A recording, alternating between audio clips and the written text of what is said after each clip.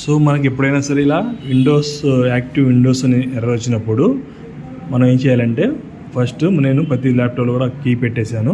So first మనం ఇక్కడ virus thread protection అని ఉంటుంది, ఇది ఓపెన్ చేయండి. ఓపెన్ చేసి ఇక్కడ మేనేజ్ సెట్టింగ్స్ అని ఉంటుంది. ఆ మేనేజ్ సెట్టింగ్స్ వెళ్ళిన తర్వాత ఇక్కడ ఏదైనా ఆన్ చేయి ఉంటే అన్నీ ఆఫ్ చేసేయండి. ఎస్. సో అలా ఏమైనా కింద వరకు వెళ్ళండి స్క్రోల్ డౌన్. సో ఇక్కడ ఏదైనా సరే ఆన్ చేసి ఉంటే ఇవన్నీ మనం ఆఫ్ చేయాలన్నమాట. సో ఆఫ్ అయిపోయినాయి కదా అన్నీ. అయిపోయిన తర్వాత సో వెళ్ళండి మై పీసీకి వెళ్ళి దీంట్లో సి డ్రైవ్లో కీ అని ఉండిద్ది. కీని దీన్ని డబుల్ క్లిక్ చేయండి, ఇలా పాపప్ వచ్చేది. దీన్ని మళ్ళీ ఒక పాపప్ వచ్చేది, క్యాన్సిల్ చేయండి. అంటే రీలోడర్ అనే అప్లికేషన్ ఉండిద్ది, దాన్ని డబుల్ క్లిక్ చేయండి.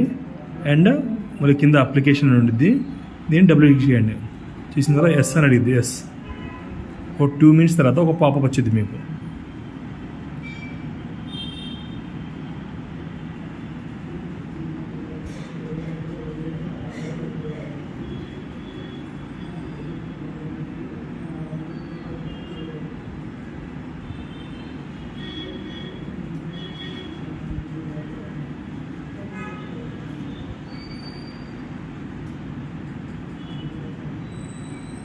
పాపప్ వచ్చిందా? ఈ పాపప్ వచ్చిన తర్వాత ఇక్కడ ఐ యాక్సెప్ట్ అని క్లిక్ చేసిన తర్వాత ఇక్కడ మీకు చాలా సింబల్స్ టిక్ చేసి ఉంటాయి. మనకి ఓన్లీ విండోస్ అనేది టిక్కే ఉండాలి, రిమైనింగ్ అని అన్చెక్కే ఉండాలి. సో అన్చెక్ చేసి విండోస్ టిక్ యాక్టివ్ అని యాక్టివ్ కొట్టండి. పాపప్ వచ్చింది, ఎస్ అని క్లిక్ చేయండి.